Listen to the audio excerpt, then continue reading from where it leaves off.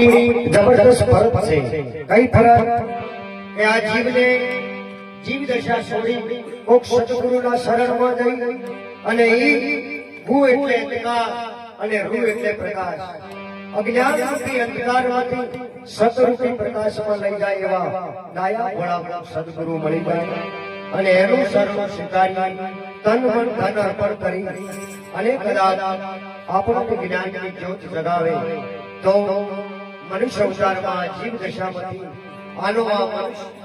शिव स्वरूप थई जाय छे एवं आपणा भारत वर्षना संतों अने धन्यवाद जे घरे संत पधारे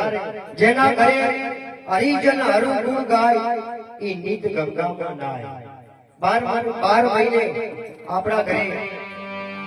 भजन संतवाणी भगवान कालिया ठाकुर ज्योत भावी जोए लगे